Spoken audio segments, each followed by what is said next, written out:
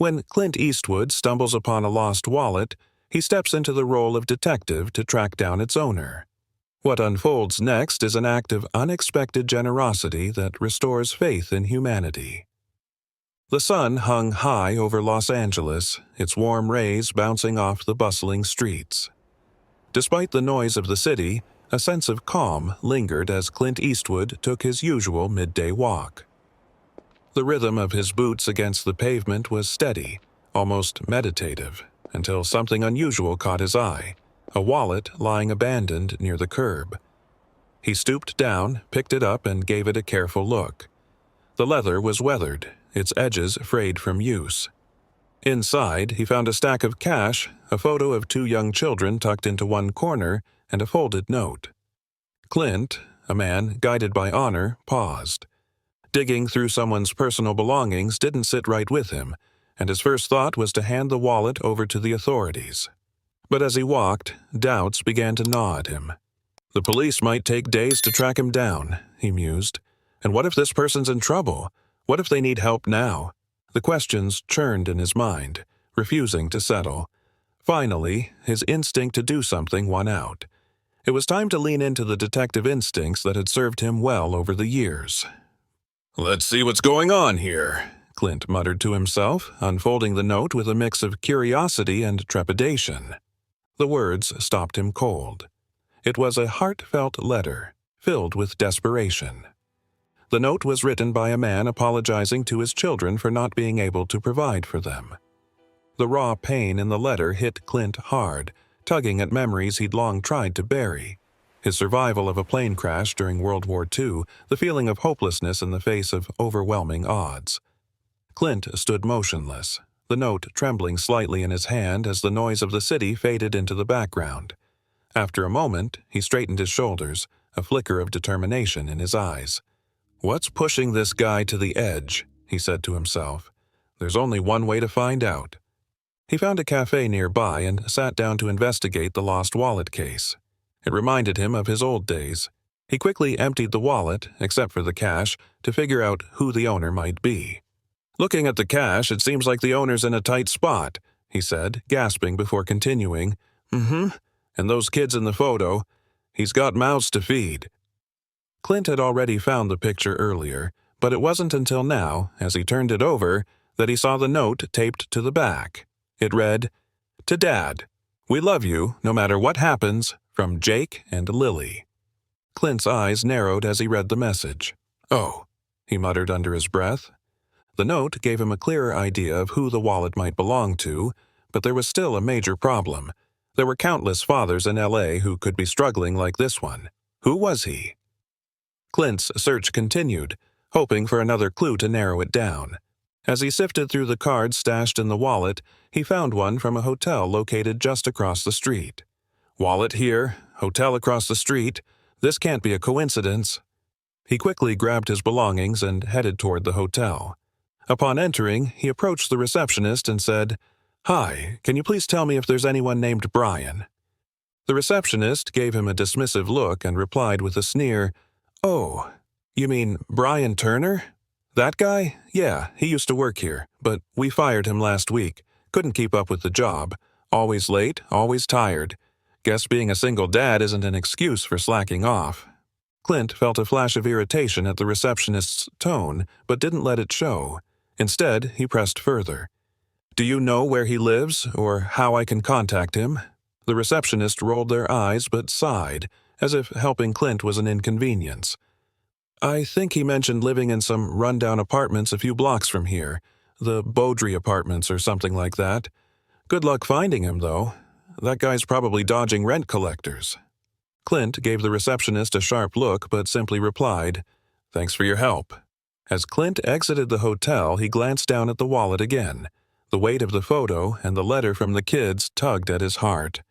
"Hang in there, buddy," Clint muttered. "I'm coming for you."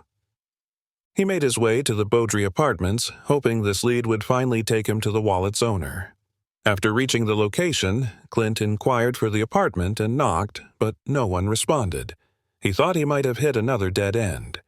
It was almost time to hand the wallet over to the authorities and let them pursue the case. Unhappy with his lack of progress, he turned to walk away. But just as he reached the stairs, the door creaked open, and a voice called out, "Yes?" Clint spun back around and saw a tall figure wearing spectacles. He asked, "Are you Mr. Bryan?" When the man confirmed his identity, Clint smiled. He stepped forward, holding out the wallet.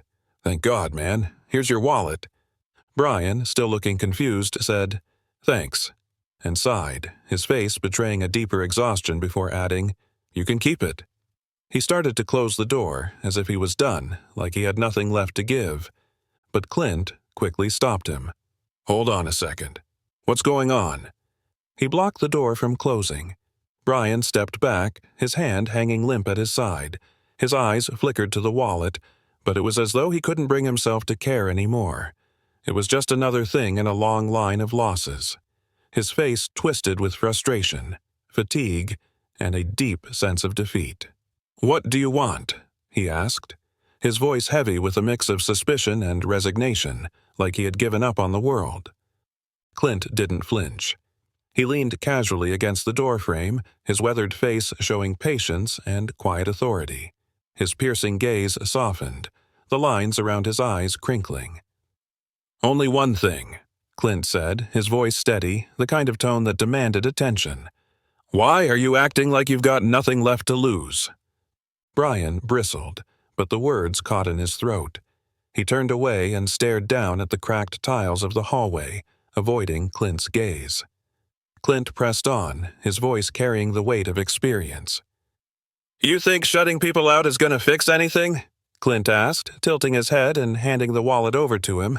"It won't. Trust me." The only sound between them was the faint hum of an elevator in the distance. Bryan hesitated, his thumb brushing the worn leather of the wallet. Finally, he muttered, "It's not about fixing anything. It's about not making it worse."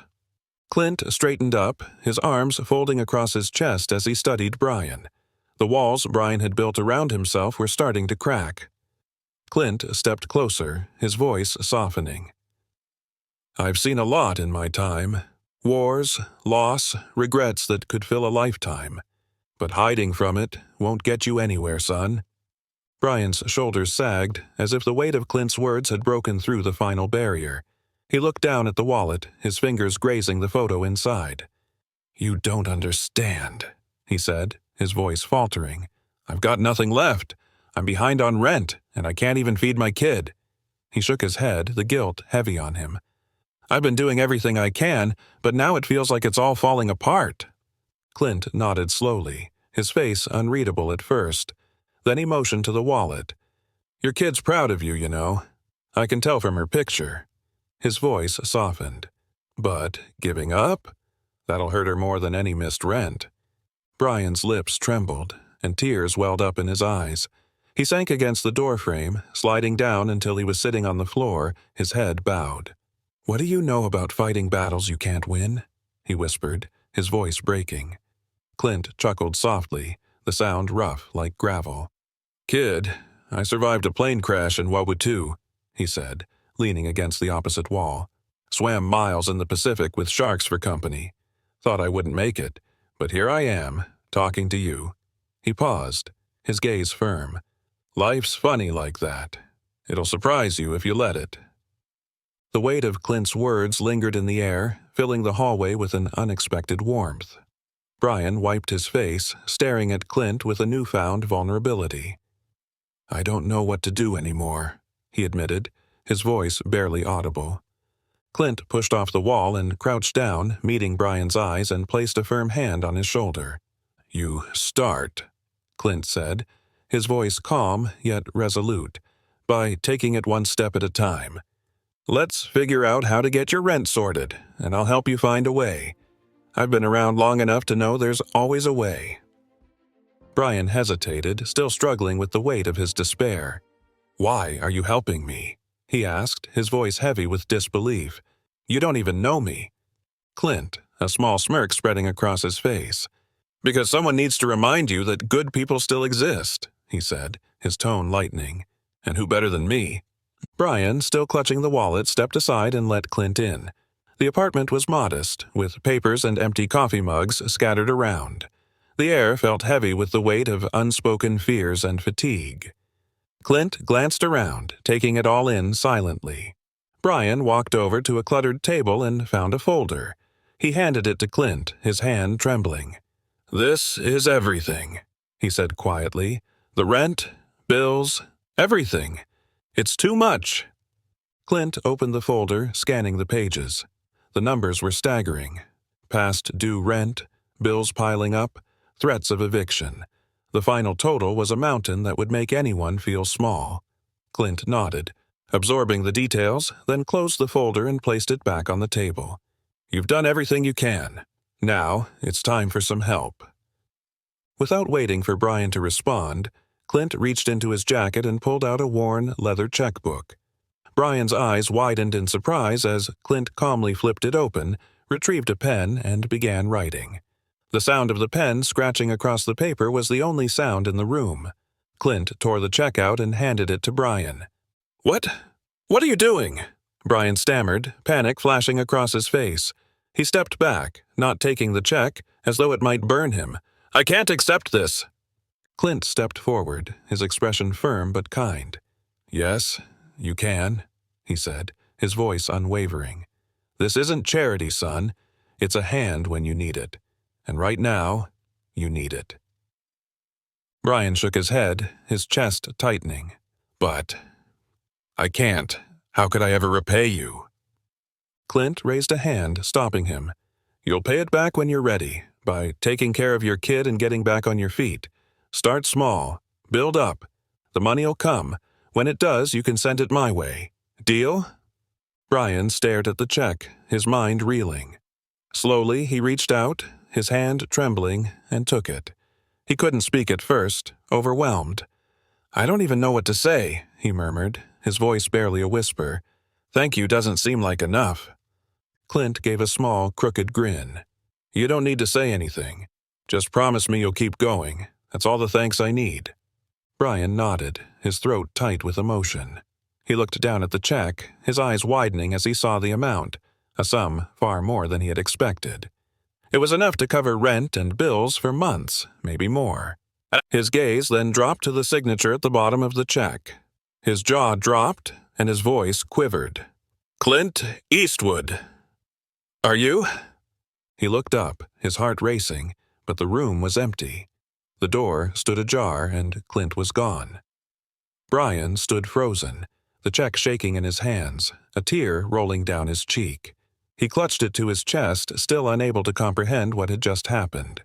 As he closed the door, Brian looked out into the quiet night. Clint Eastwood had vanished into the shadows, leaving behind only a renewed sense of hope that would carry Brian through the hard days ahead. If this story touched your heart, there's more waiting for you. Click on the video on your screen to experience another incredible tale that showcases generosity, hope, and the kindness that can change lives. Don't miss out. Your next uplifting adventure is just a click away.